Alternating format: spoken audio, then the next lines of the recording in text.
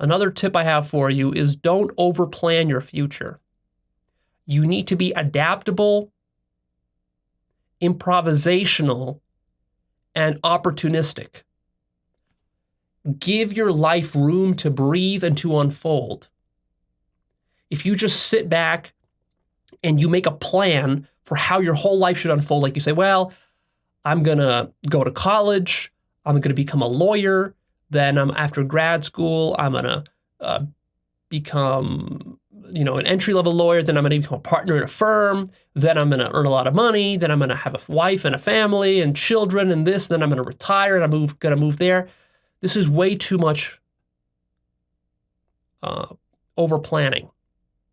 You want to look for opportunities. So you don't want to have no plan at all. You want to have a vision for your life, and you want to be clear about what you're passionate about, but also let your passion guide you and leave room for exploration.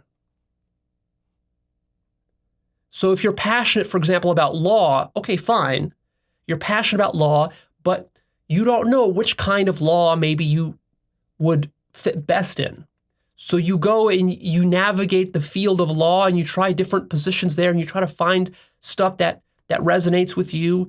And then you don't try to plan your life out too much so that as you're exploring life, you see opportunities, you can seize on those opportunities so that you're free to do so. Don't have some rigid idea of my life has to unfold in this particular way, because I guarantee you that the greatest opportunities that will come in your life, you're not going to be able to predict them or to see them years in advance. It's going to be something that is an opportunity that arises in the moment. It's a particular time in human history that you're living in, that something arises. You're at a particular company, you're with a particular person, some opportunity presents itself, and there you have to have the courage and the vision to seize on those. And what that ends up meaning is that your life is not going to be a simple trajectory of point A to point Z, a straight line that you can predict from your 20s to your 60s. Rather, ideally, your life is going to be this very twisted, winding process where you're going to go A to B to C to this, and then finally you get to Z by the time you're in your 60s or 80s or something. But you're jumping all over the place, and it's very winding. And the difference is going to be that if you just plot out sort of a linear path in your life, then where you're going to get to is not going to be as great as if you go through all those winding steps, and it's going to lead you to a totally different place. See, maybe you have this idea that I'm going to become a lawyer, but then as you're pursuing law, you bump into a person in your dorm room or something who presents you with some brilliant business idea, and to you, you can sense oh yeah, that's a great idea. It's a very sort of limited by time idea that's only going to work right now if I seize on it.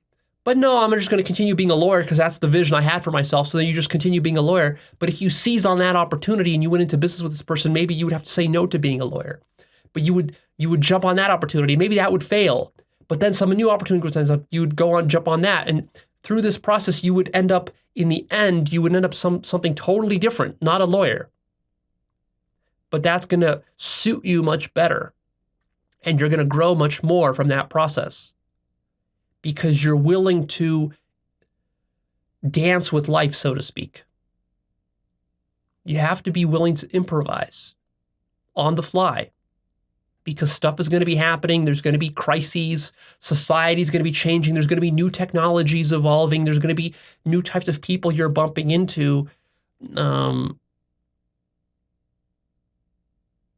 You yourself are going to be growing and outgrowing your old desires if you're doing this whole process correctly.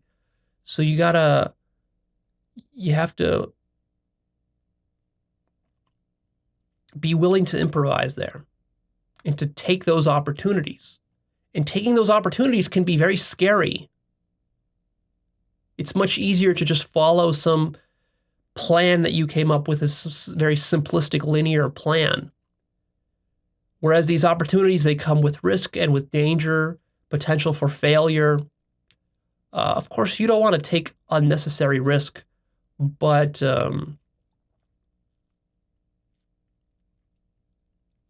if the risk is reasonable,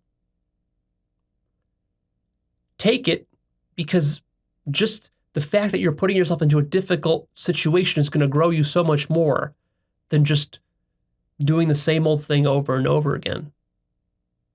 Another tip I have for you is be careful not to get stuck in a rut. I recommend that when you're in your early 20s and even through your 30s, that you don't tie yourself down too much with a bunch of commitments. Don't tie yourself down to a house. Don't tie yourself down to a marriage with children. You want the freedom to explore yourself more. You can tie yourself down more once you get into your 40s and 50s. But in your 20s and 30s, you want room for exploration. You want to be able to travel to different places. You want to be able to live in different cities so that you don't get stuck in some complacent rut. In fact, I recommend that you change the city that you live in every 5 years, at least. Because I find that after about 5 years of living in one city, one place, one country, you become so complacent. You start taking it all for granted and you get into a rut. You have all the same friends. There's no challenges anymore. You know everything too much, too well, and you're not growing. Keep putting yourself in new situations. Start a new business. Start a new relationship. Go live in a different country. Go try out different stuff.